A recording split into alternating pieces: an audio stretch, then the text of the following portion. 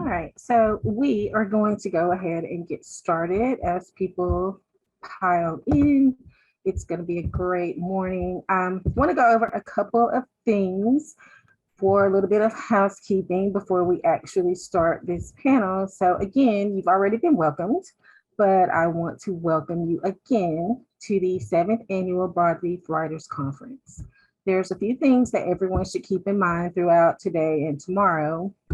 The first is that if you have questions for the panelists during any of the sessions, please use the Q&A prompt at the bottom of your Zoom screen during the session, and we will attempt to address as many questions as time allows towards the end of our chat. For this session, we are in Telling the Truth in Fiction and Nonfiction, Research Strategies for Authentic Writing. So if you feel that you might be in the wrong session or get curious about another session that is running right now or later, links for the other sessions are in a program that you received prior to the conference, and we will be dropping the links into the chat throughout the event. If you have a one-on-one pitch with an agent or a mentoring session scheduled, please arrive 10 minutes before your scheduled time at the provided link and get into the one-on-one room so that our team there can check you in. You're going to be great. Don't be nervous. Believe in yourself as much as we believe in you. The wonderful folks over at Foxtail Bookshop are again our official bookseller for the conference. They have titles from all of our writers, and they also have some of our recommended titles, such as On Writing by Stephen King. They're all going to be in the bookstore page on our website. That link will also be available in the chat and in the program. And on October 22nd at 1 p.m., we are going to have a live in-person Authorpalooza event at Foxtail in their beautiful shop in Woodstock, Georgia. And that event will feature several of our panelists today and some other special guests. At lunchtime, the Broadleaf team is going to be hosting chats with authors both today and tomorrow. So if you follow the link to the one-on-one room, it'll give you an opportunity to connect with more of our guests, meet some new people, do some networking, let everybody see what you're having for lunch. What else do we have? Oh yeah, the pre-registration special for next year's conference is available. That link will also be in the chat and can be found in the program. Finally, you can also become a member or renew your membership when you pre-register. As a growing nonprofit, we rely on donations from our community to help fund the operations of this wonderful organization. So if you want to contribute, you can either do so when you pre-register, or you can visit the donation page on our website. And if you have any questions throughout, just get in touch with anybody in the chat and we will be very, very happy to help you out. So on to the business at hand. I'm going to introduce our panelists for today. First, we have Kimberly Brock. She is the award-winning author of The Lost Book of Eleanor Dare and The River Witch. She is the founder of Tinderbox Writers Workshop, and she has served as a guest lecturer for many regional and national writing workshops, including at the Pat Conroy Literary Center. She lives near Atlanta with her husband and 3 children. Next, we have Denny S. Bryce, the award-winning author of historical fiction, including Wild Women and the Blues and In the Face of the Sun. Denny is a former professional dancer and public relations professional. She's now an adjunct professor in the MFA program at Drexel University, a book critic for NPR, and a freelance writer whose work has been published in USA Today, Harper's Bazaar, and Frolic Media. She is a member of the Historical Novel Society, Women's Fiction Writers Association, and Tall Poppy Writers. Originally from Chicago, she now resides in Savannah, Georgia, and can be found online at dennysbryce.com. And finally, Piper G. Huguley, who made her historical fiction debut, because she's written lots of other books. But in June 2022, She made her debut with By Her Own Design, a novel of Anne Lowe, fashion designer to the social register. And it's a novel about Anne Lowe, who was the Black fashion designer of Jackie Kennedy's wedding dress. She is also the author of Sweet Tea by Hallmark Publishing and the author of 2 historical romance series, Migrations of the Heart, about the Great Migration, and Home to Milford College. She blogs about the history behind her novel at her website, piperhuguley.com, and she lives in Atlanta with her husband and her son. So welcome, ladies. I'm so excited about this panel. I want to start out with a quote from my favorite writer, one Miss Zora Neale Hurston, who said in her autobiography, Dust Tracks on the Road, that research is formalized curiosity. It is poking and prying with a purpose. It is a seeking that she who wishes may know the cosmic secrets of the world and they that dwell therein. So this panel is about research strategies, both in historical fiction and nonfiction, but based on you all's backgrounds and the novels that you write, we are going to sort of focus a little bit more on historical fiction today. And most of these strategies can also be applied to nonfiction. But I want to start out by asking you, because I think for some people, historical fiction feels like a daunting task because there's a heavy weight, a lot of responsibility to remain authentic and tell these stories of facts, people, events in our collective past. So I will start with Denny, because Denny and I have been doing interviews since last year. We're like interview cousins now or something. So I know she's ready. Right. Did you choose the historical fiction life, or did the historical fiction life choose you? And was the concept of how much research would be involved, was that at all daunting to you when you decided to go into that particular genre of writing? I feel like, well, first, thank you for having all of us here, but I love being here. And what else? I'll just dive right into the answer. For me, I feel like historical fiction and history has followed me since high school. And I point to a history teacher who was just amazing, who made that class just unbelievably interesting, even though at the time, all I was learning was the standards of history. And I mean by that, typically, there was very little about the African-American history and or Black history that was more international in its scope. For me, I would say that becoming a historical fiction author, which I feel is a journey in and of itself, it's not daunting because I spent so much time as a journalist, as a public relations person, where the goals were always find out as much as you could find out. So that sort of became ingrained in me, the search for information, for facts. I didn't finish my master's in journalism, but I got close. So we did a lot of how to research, from primary to secondary research, to fact checking, to how many sources you need for you to be able to use the information in an article or something like that.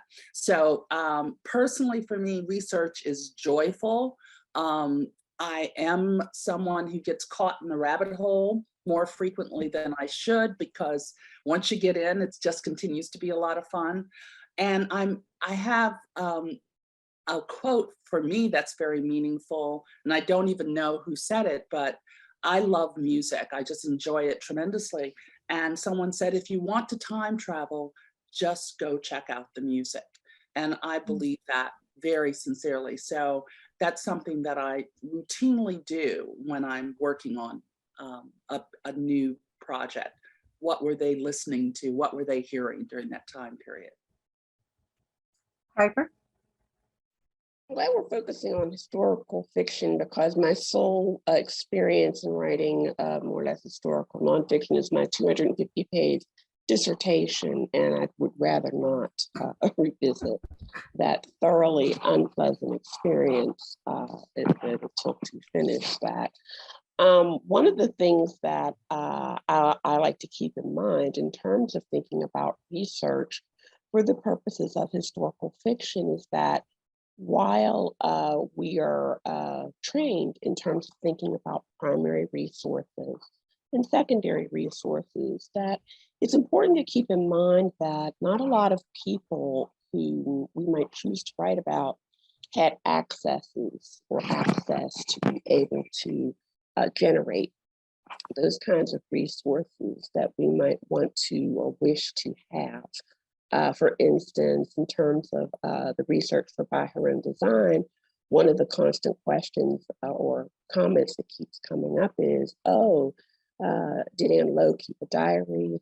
If only Anne Lowe had kept a diary, then we could believe more of the book, kind of thing. And the answer to that is that someone like Anne Lowe, who first of all was obsessed with making the dresses, the evening gowns and wedding gowns for the women at the social register that she did, she didn't really care about writing her life down.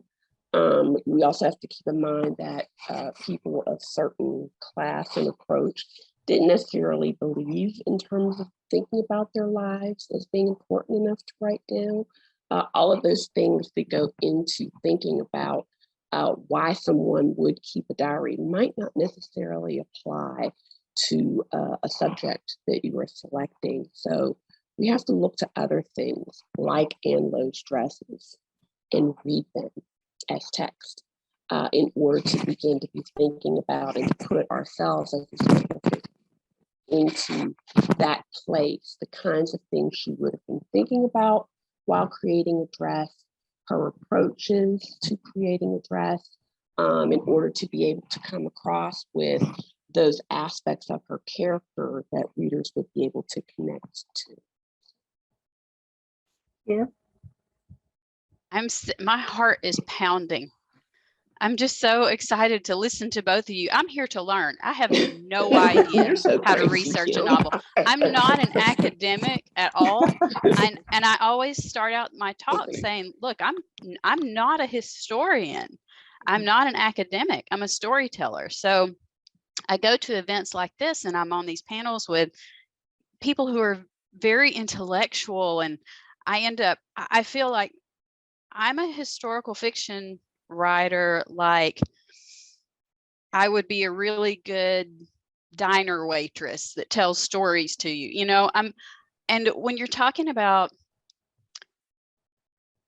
how do you research for a character that we don't know anything about, that's the character you want to know about. That's the character we always choose, right? Mhm. And there's history is not convenient. It's written in a way that serves a perspective, and that's never the perspective I'm interested in. Right? I want to know the flip side of that. What are you not telling me? Mm. And so for me, historical fiction is crazy hard. I am the panel's called Telling the Truth. Story of my life. I will always be kicked out or in trouble with a group or a topic, because that's what I do. I want to know, what are you not telling me? Well, where did that brownie money go for the church youth group? And, you know, I will ask the question and get kicked out. And I do the same with my research for historical fiction. But I love what Denny said about music. And I love what you said about having to read the dress as text. And in particular, women's history in my novel, and just groups that aren't written into the story or are written in a convenient way. You have to find it in other ways, through cookbooks, through the storytelling, oral storytelling, even through the art, through the music. So I guess I am not I have no idea how to research like a historian. I research like a nosy woman. That's how I research. That's the only thing I know to tell you. I will read everything I can find to read and listen to everything I can find to listen to, and look at art and try and find the story within the time period or the event. People's lives, diaries. And like you said, sometimes they don't write. People are always saying to me about this particular book, I wish there was more history of the lost colony. And I say, yeah, me too. Because we don't know. You have to make it up sometimes. And then there are Italian POWs in a POW camp here in Georgia in this book. And I've had people say, oh, so that's fiction, right? We live here in the state of Georgia, and this is something we don't know because we're not taught. I have talked to people who, the concept of the lost colony, because it occurred in North Carolina, never occurred to me that would be regional history. But as I'm talking to groups, I'm finding out, kids 3rd and 4th grade didn't learn this all across the nation. And that one surprised me. It's interesting what we pick and choose to be our convenient history that we teach. And I'm always interested in the history that we didn't teach. So how do you find it? It's tricky. It's a game. So that brings me to another question that I had as far as when you begin the research process. I would assume that because you are writing historical fiction, you do pay a lot of attention to your sources, the provenance of the sources, and making sure that things are accurate. But what happens if you find different sources and they disagree? Like, is that the moment where you decide, because you have the creative license, is that the moment where you decide to fill in with your own interpretation to drive your plots? Anybody? I would encourage us to come away from that word accuracy. It's a word that bothers me, particularly because my question is always, whose accuracy are you talking about? And some of that in terms of what Kimberly was speaking about, in terms of what are we not telling, what part of the story are we not getting, is often part of that. Who's doing the reporting? And there are some places where we have to take a look at what it is that we have and try to get through to something else, depending upon the lens of whoever it is that recorded it in that more acceptable way of the acceptable primary resources and the acceptable secondary resources that we don't always have access to. So in terms of that, when you're saying in terms of things clashing, like Zora Neale Hurston, for instance, who had several recorded birthdays, and her being part of my dissertation, what do you go with? Well, you most likely go with her little brother who told on her in terms of her accuracy of her age, because he came forward with the family Bible, kind of thing. Not what Zora told people across the years, but what is on her tombstone that Alice Walker purchased for her is the latest possible date, because she created that for herself. So there's all of these shades and variations of truth that we can, as she indicated, poke and pry at, without adhering to this, what Kimberly was talking about, that this one accurate narrative that we're all encouraged to follow and buy into, but may not be everyone's truth. I kind of feel that facts, so to speak, are to be interpreted by a fiction writer. Interpretation is incredibly important for me in my process, because I'll read a bunch of stuff, I'll step away from what I've read and develop a character that I want to tell a story about. And then the fact A versus the fact B becomes less problematic.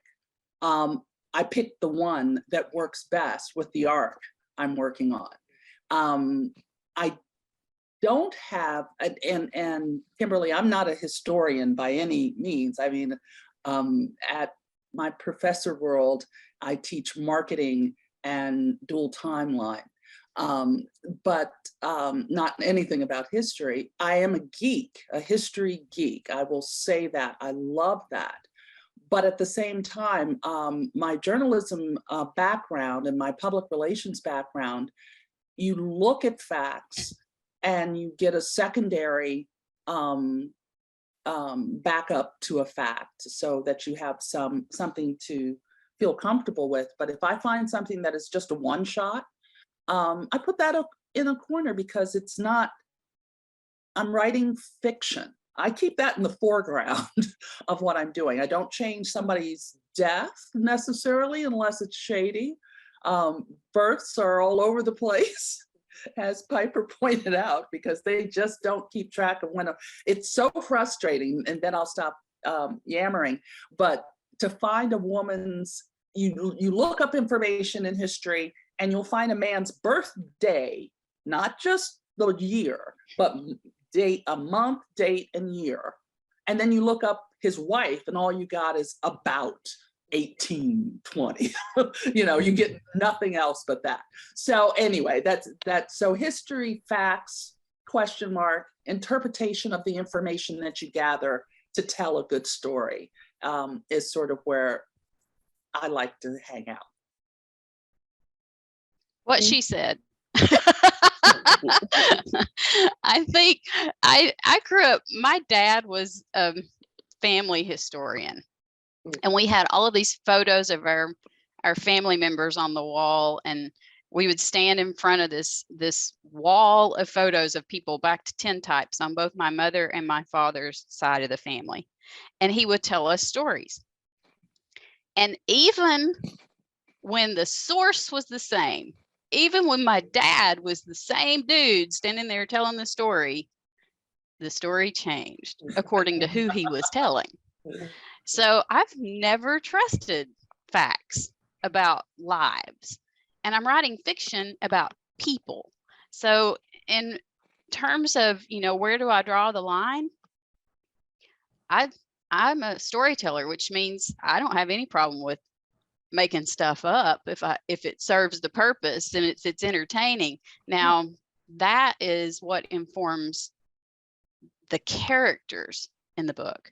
Facts that are dry and hard and baked in, and things that I feel fairly certain about historically, I try and stick to those. In this novel, I have a big question about a hoax that was huge. And so there's this whole storyline that may or may not be true, although it's recorded historically. And I look at the source for that and I thought, that sounds like a bunch of men made that up for this woman's life. And I don't like it. So as a fiction author, I'm able to say, hooey on that, I'm making up my own.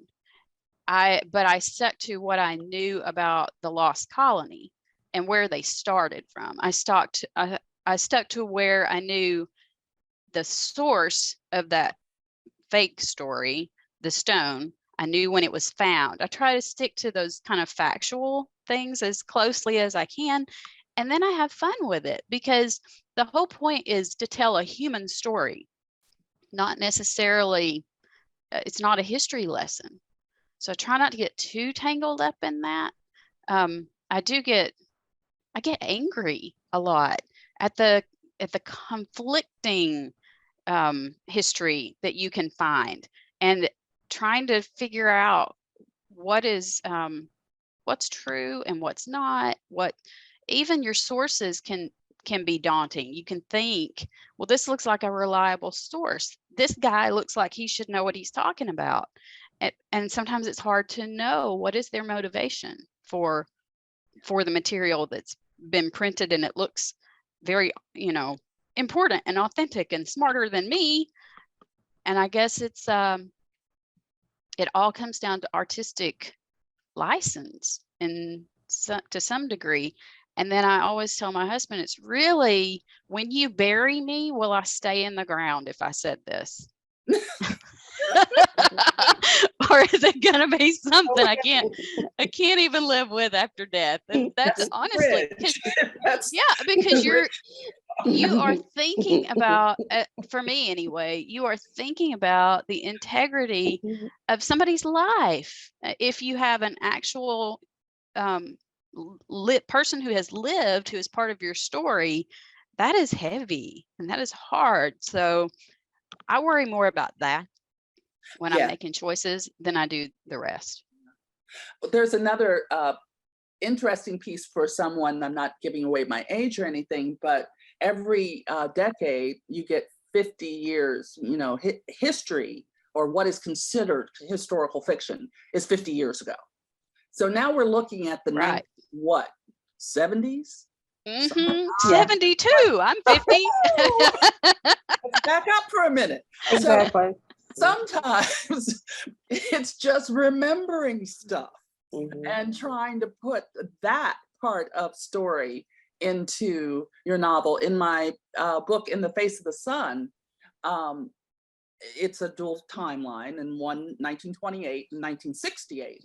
Now, in 1968, my mother owned a 1968 Ford Mustang, and that is a part of the story. But the reason I remember that, not because I was old as dirt, but because as a child, an infant practically, my mother wouldn't let me into the car. None of the kids could get into her Ford. We drove this other thing. I can't remember what it was, but it was not that pretty car that sat next to the other car. So, I mean, that's another thing. Sometimes we don't have to search as deeply. We just have to relax and remember, and we can hit our historical fiction moments.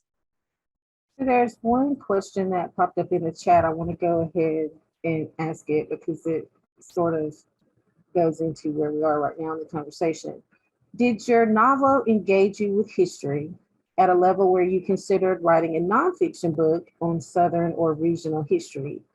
Do you have any interest in that, a biography or regional history book? And this attendee, that's where his interest is.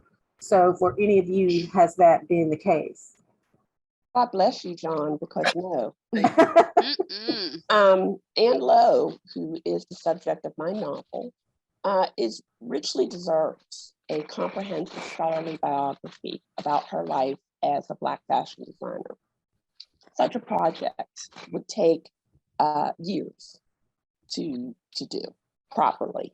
It would take years, and it would take a lot of money. It would take a lot of years, not years working during the day, trying to pound college level writing skills into college student heads and coming home at night and writing kind of years, but years in terms of just that's all you're doing in terms of getting to the kind of meat, that hardcore actual red meat of Anne Lowe's life, starting from Clayton, Alabama, to when she goes to Montgomery, to Tampa, to New York.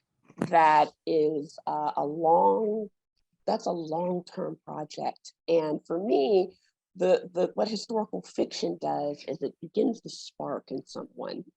That's my hope for this book, that it sparks someone to take up that project that Anne Lowe deserves, and that they carry that forward into the future. That's not my project, that's going to be for someone else. I'm a little bit more self-centered. If I were to do something nonfiction, it would probably be a memoir. And because I think I'm interesting and I've had some experiences, but that's about as far as I would go. There are, however, nonfiction books that are incredibly written, that are exciting, thrilling, so the prose so beautifully done, that I completely understand someone wanting to get those facts together and tell that story. I mean, for example, the gentleman who wrote Hamilton, that was the inspiration for the musical, for example, the nonfiction book on Hamilton. It's the most beautifully written book. It's just amazing. But in a shorter answer, no, other than a memoir, no, not going down the nonfiction path. It's a tough one. That's all Ron Chernow does in his life. Yeah. That's all he's doing, is writing the deep, rich, wonderfully written biography. Yep. That's his job. Full time. Love to read biography, but I don't have any desire to write it. I don't think I could. I think your brain, for me, my brain is not wired that way. I would love to be able to sit down and just write what I thought was the truth, but I can't. I veer off into fiction. It's just how I process, and it happens. It happens not just in writing a manuscript. It happens when I'm journaling. And so I think it's just how you perceive the world and how you express yourself. And I'm not a biographer. I'm not a nonfiction writer. I can write an essay, but let me tell you, it takes me forever. Like that's why I don't blog, because I just don't think that way. I can do it and I like it when it's done, but it's not my natural course, I guess. A question that I had was about the research itself. Do you spend a set amount of time? How do you avoid the pitfalls of it? I'm a rabbit hole person. It doesn't matter what it is. I was at work the other day. Somebody mentioned a car and Jay Leno. And the next thing I know, I watched like 15 episodes of Jay Leno's Garage because I was fascinated. Like, I never in my life thought about Jay Leno's cars. But then I was like, ooh, now I want to know why he picked this car and how much it cost and what is he paying insurance. And it was like a 2-hour, meanwhile, I'm at work, but it was like a 2-hour thing that I spent on Jay Leno's Garage. So how much time do you all spend on your research? How do you avoid the rabbit holes? And at what point do you decide enough, now it's time to actually write the book? I need this magic answer, somebody. Well, I'm going to talk quickly, because I tend to go on, about my different approaches to the first book and what I'm doing now. In the first book, Wild Women in the Blues, I will admit took me 6 years to write. And it was research. I'd go one direction and just keep digging into that hole, go into another and dig into that hole. Rabbit hole, excuse me. Beautiful book. Somebody say it. Oh my God. Yes, it's 6 years. It's beautiful. Thank you. Well, now that I'm contracted with a couple of publishers, I can't take 6 years. So I have to go faster. And what that means for me in changing my approach is that I do a basic research to dive into the time period so that I really look at the politics of the time. If I have diary or letters, which I did in this last book I just handed in, The Other Princess, and then some other things that really cement me into that atmosphere or cultures that I'm writing about, then I let it go. Then I start writing and I look as I go. Mm-hmm. As I'm writing my story, I go, okay, she's going to a ball and it's 18 whatever, and it's at the, it's at Windsor Castle, whatever. So what did they wear? What was the music playing? What were the instruments played? What was Queen Victoria's favorite composer? So I go as I write now. And but the first step is still, I'd say, anywhere from, according to the time period, 3 to 6 months, and whether or not I've been in the time period before. So if I've been in the time period before, it's a quicker process. If I have not, oh my God. Yeah, that's an important part. I don't write outside of my time period. So I'm not ever going to do that. every project that I'm going to do will be in my time period because of that. It takes a quicker time when you know all of that historical backdrop. So God bless you, Denny. But I should have talked to you before because right now I'm writing over 150-year time period. That's why I have a time period and I'm staying in that lane. And then it's like concentric circles, you know, for Anne Lowe, in terms of thinking about her. Two of the serendipitous things about her was that she was born at the same time, analogous to Zora Neale Hurston, who, as I said, was already somebody I'd worked on in my dissertation. So I already had that backdrop, as well as my great grandmother. So it was like I had these two backdrops in terms of understanding what her childhood would have looked like already. So I had that as an advantage going in. But concentric circles in terms of Anne Lowe's life, thinking about her time in Tampa, Florida, since I didn't have familiarity with that, I had to go research that. Her time in New York and her engagement with Social Register. Again, I've been a longtime Kennedy aficionado, so I had less to look into in terms of that kind of thing. Things that I knew, like that Jackie had been engaged before, which I guess for a lot of people didn't know that. You know, in terms of those kinds of things. So yeah, it can depend on how familiar you are with that particular territory and what gaps you have to fill in terms of Anne Lowe's world versus Anne Lowe herself, in terms of that, like Denny said, a couple of months where you have to be cracking the whip on yourself in terms of not going into rabbit holes. Because there's a lot of interesting stuff down in Tampa, but I can't go into that on purpose. It was only part of her life. Yeah, go ahead, Kimberly. No, what are you saying? I was just going to say that my dancer entertainment industry background is also something that even though I go 150 years, I'm always, jumping into the pool, so to speak, from that place.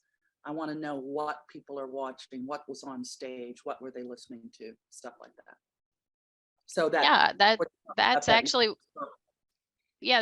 what I was going to say, is that you first you come from your own lens, right? And I like you, I look at the arts of the time. But Carmen, what you're saying is the kind of the process of how do you do this and not just spend like when do you finally stop on one. And I like Denny, I took a long time to write this novel. My first novel was very encapsulated and smaller and not really historical fiction. It had tidbits of some history kind of tucked in. And then I accidentally wrote a historical fiction novel, is really what happened, because the topic required it and I was obsessed with it. But 6 years literally to write the book. But I knew about this topic. My kids were in diapers and they are now in their 20s. So, you're gathering wool for a really long time, and sometimes it's your whole life. It's whatever has interested you, and you're just kind of tucking things away. So by the time I sat down to actually research and write, I had already accumulated a lot of information about setting, because it's a place that I love and know. And then you've already accumulated character, because that comes from you. That's internal to a big degree. The historical fact part, some of that you've been accumulating your whole life long as a writer, because you're a sponge, you're an observer. But the rabbit hole thing for me is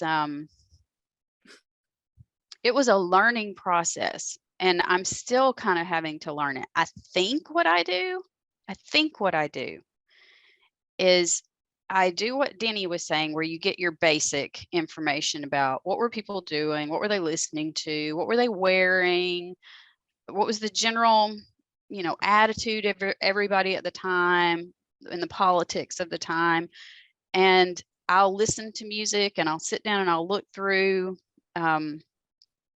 newspaper ads and magazine ads. I look at photos. I do Pinterest a lot. I just like images to kind of set myself up. And then I go to my characters.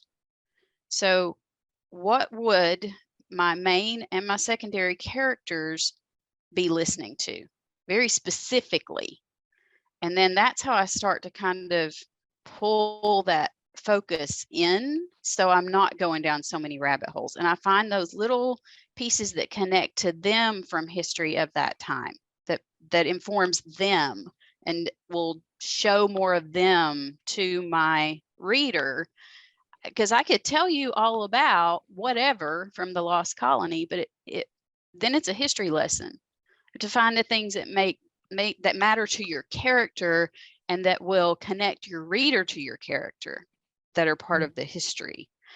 That's the only way I know to do it. And most of that, I don't find at the beginning, I find along the way. And if it wasn't happening that way for me, I would get bored. Because the days that you find those little things, you're like, today, this is what I'm writing about. There it is, the song, the recipe. It all makes sense now. It's 400 pages of the whole book makes sense. So in one afternoon. Yeah. Yes, And so you have to have a little bit of the rabbit hole thing going for me anyway, or I'm bored with the whole thing. Because I usually know how my book starts and know how it ends. But I need to find the little things along the way. So I try and build in rabbit hole time, I guess, because I need it. But it has to matter to your characters, or your reader won't care. You know how you checked out in history class? There's a reason you checked out in history class. It didn't matter to you. That's good. So I'm going to see what other questions we have from our audience. We've got about 15 minutes left, so let's see. Benji wants to know, has research ever changed a characterization you wrote completely midway through a project? I won't admit to midway, but a book I'm working on now, I had a preconceived notion from the historical research that I'd done of who this woman was. And then I found some other information, and it changed the entire thing. And it was strictly research. The book I'm working on now is called The Trial of Mrs. Rhinelander, and it's based on historical events that took place in 1925, New Rochelle, New York. Woman is sued for fraud, or he seeks an annulment. Her white husband seeks an annulment because he accuses her of not telling him she was Black. So this is a big case. And I had a perception of what I was going to be writing about, that the information, the history, the research definitely changed who she was in my mind. So hopefully readers will enjoy my interpretation of Alice Jones Rhinelander. Piper? Not really. I mean, I think in terms of what Denny's talking about, in terms of thinking about interpretation, like the book that I'm currently writing, features in part Alice Roosevelt Longworth, and people have a preconceived notion about her as, you know, the feisty, spicy, gossipy Washington doyen, you know, in terms of that. And I think that in terms of all of the basic biographies and even historical fiction that exists about Alice, that people haven't taken enough to look at her in terms of her pain, in terms of the ways in which she used very aptly and in it was a lot of times in very cool ways attacks on people to cover her pain. Most pointedly, one of the targets that she most frequently attacked was her cousin Eleanor Roosevelt. I mean, you know, just, you know, that everybody sort of delights in the pettiness and everything, but nobody really has ever sort of taken a look at the whys behind that. So that's what I'm really, in terms of this text, in part investigating as part of that. But so that would involve a change in terms of her characterization from what people think they know about her to this different tack I'm taking. We'll see. Yeah. I don't think so. I'm sitting here trying to think. I mean, the changes that have been made, halfway through the book are usually my fiction, not the history. And in terms of being surprised, I'm constantly surprised. And then at the same time, I'm thinking to myself, I'm never surprised. As a writer, I expect people to be fantastic and horrible. And I'm not surprised when it turns out to be either one. So no, in terms of that, have I ever come across some piece of history that suddenly made me look at how I had presented a character and think I was wrong and have to change it? I don't think so. I can't think of anybody that I did that with. So no. I know there are lots of you watching. Now is your time. I have more questions, but I would like to see more pop up in the Q&A box, because you're here because you want to learn from these people. So don't be shy. There are no wrong questions. Absolutely no wrong questions. But another one that I have is, and I know, Piper, you already said that you will always write within your time period. That's your comfort zone. But for each of you, is there a person, a time period, an event that you would absolutely never touch? And if so, what are they, or who are they? I think I admitted publicly recently that I'd never do anything medieval. I was going by centuries. I said anything before the 17th century, I'm like, no, thank you. And that's sort of my last bridge is 17 anything. But probably, honestly, it might be the 18th century. But then again, as soon as I say it, somebody will tempt me down that garden primrose path. I am easily tempted. I'm sorry. I'm just like, oh, that person is interesting. I know. Do something. No. So yeah.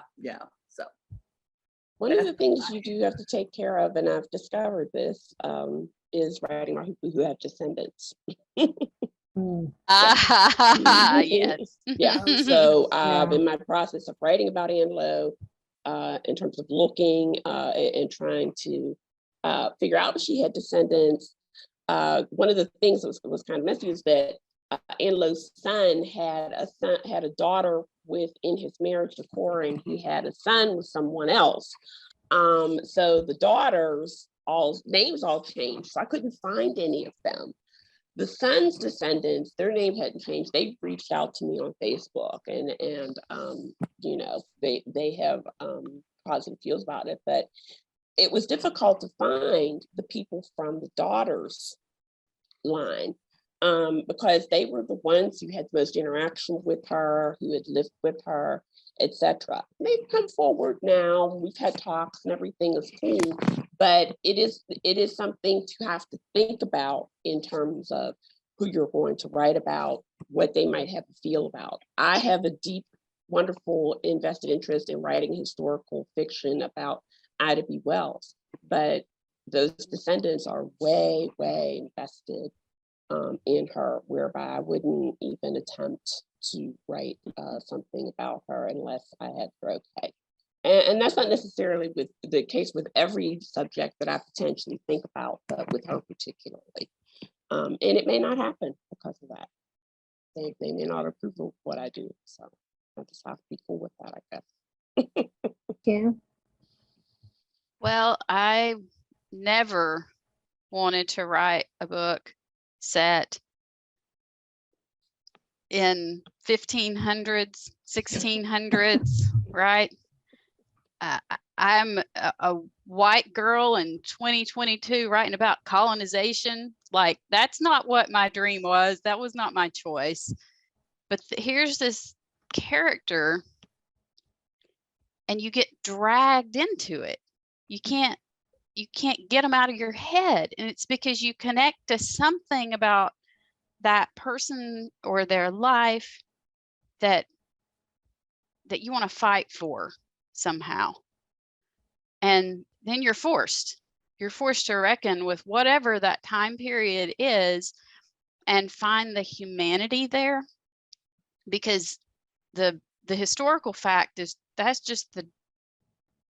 the dressing, that's the curtains, that's not your story. Your story is the human story. So I don't want to say that I would avoid a time period anymore. I didn't write Eleanor's tale, the portion of the book that's the fable that's set during her time, until after I had finished the entire manuscript and turned it in.